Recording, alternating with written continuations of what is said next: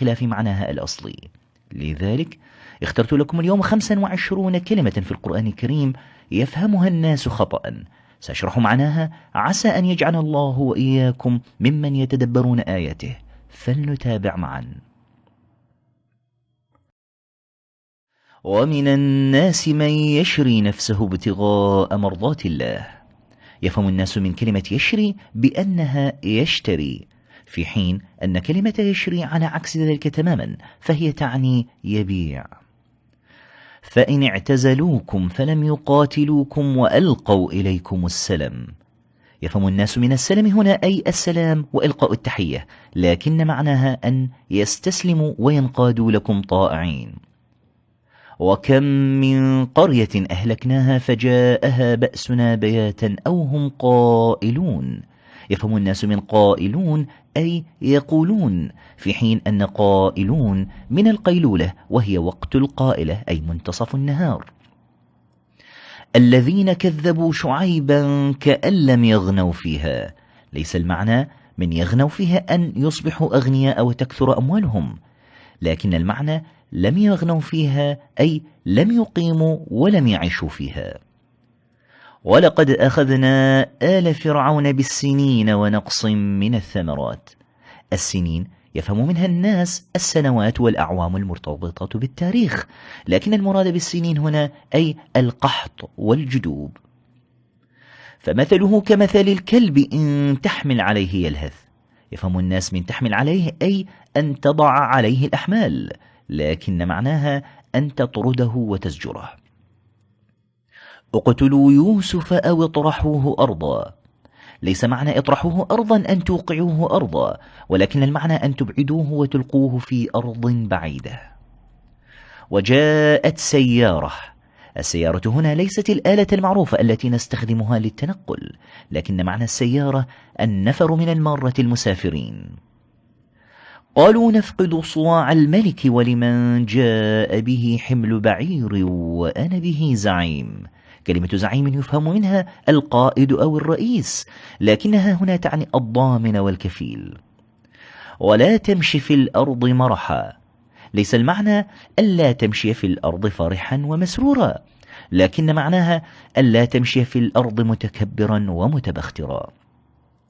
حتى إذا فتحت يأجوج ومأجوج وهم من كل حدب ينسلون. ليست ينسلون هنا من النسل أي يتكاثرون ويتوالدون، لكن ينسلون تعني يسرعون. وأذن في الناس بالحج يأتوك رجالا. ليس المعنى هنا من رجالا بمعنى الذكور فقط، عن الحج ليس للذكور فقط. رجالا تعني يأتون راجلين أي مشاة. وقال الذين كفروا لولا نزل عليه القرآن جملة واحدة. يفهم الكثيرون من جملة واحدة أي عبارة واحدة، لكن المعنى أن ينزل دفعة واحدة.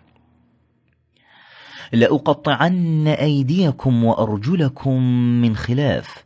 وعد فرعون أن يعذب السحرة بأن يقطع أيديهم وأرجلهم من خلاف، لا يعني ذلك من الخلف، لكن المعنى أن يقطع اليد اليمنى للساحر ورجله اليسرى، أو اليد اليسرى والرجل اليمنى. والشعراء يتبعهم الغاوون. ألم تر أنهم في كل وادي يهيمون.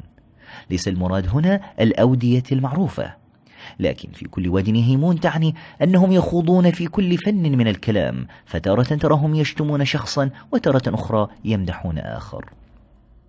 فلما رآها تهتز كأنها جان. لا تعني كلمة جان أي الجن، ولكن الجن هو نوع من الحياة يكون صغيرا وغير سام. أإله مع الله بل هم قوم يعدلون. لا تعني يعدلون هنا من إقامة العدل، لكنها تعني يعدلون عن الحق أي يميلون عنه ويتبعون الباطل، وذلك بأن يجعلوا مع الله إلها آخر. واقصد في مشيك واغضض من صوتك. لا تعني اقصد في مشيك أي حدد اتجاهك في مشيك، لا، ولكن المعنى أن تتوسط في مشيك أي لا يكون مشيك ببطء شديد ولا بإسراع شديد. ورفعنا بعضهم فوق بعض درجات ليتخذ بعضهم بعضا سخريا. سخرية بضم السين يفهم منها الكثيرون السخرية والمرتبطة بالاستهزاء، لكن معناها من التسخير، أي أن يكون بعضهم مسخرا لبعض في المعاش. ولما ضرب ابن مريم مثلا إذا قومك منه يصدون، ليس يصدون هنا بمعنى الصد أي يمنعون، لكن المعنى أي يضحكون ويضجون. قالوا إنا كنا قبل في أهلنا مشفقين، ليس المعنى هنا مشتقا من الشفقة والرحمة، لكن مشفقين تعني خائفين من العذاب. وأنه هو رب الشعرى، يظن الكثيرون أن كلمة الشعرى تعني الشعر أو المشاعر، لكن الشعر نجم في السماء كان يعبده بعض العرب. وله الجوار المنشآت في البحر كالأعلام، الجوار تعني السفن التي تجري في الماء وليست جمع جارية، أما الأعلام فكثير من الناس يعتقد أنها تعني الرايات، لكن الأعلام تعني الجبال. مثل الذين حملوا التوراة ثم لم يحملوها كمثل الحمار يحمل أسفارا، ليست الأسفار هنا ما يرتبط بالسفر من متاع وغير ذلك، لكن الأسفار هي جمع سفر وهو الكتاب. وأنه تعالى جد ربنا، ليس المعنى هنا من الجد أي أبو الأب أو أبو الأم، كما أن البعض يفهم منها الجد أي الهزل الذي هو عكس الهزل، إنما معنى جد ربنا أي تعالت عظمة ربنا وجلاله. هذا والله أعلم. عن النبي الأكرم صلى الله عليه وآله وسلم أنه قال: بلغوا عني ولو آية.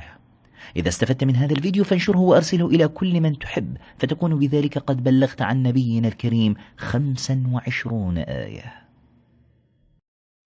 أتمنى أن يكون قد أعجبكم الفيديو واستفدتم منه. إن كان كذلك فالرجاء الضغط على زر لايك ومشاركة الفيديو مع الآخرين ليعم الأجر والثواب. وإذا أحببت أن يصلك ما سنطرحه مستقبلا من فيديوهات فالرجاء الضغط على زر سبسكرايب. لا تنسى مشاهدة باقي الفيديوهات في قناتنا. كان معكم حيدر جبار، أستودعكم الله وإلى اللقاء في فيديو آخر بإذنه تعالى.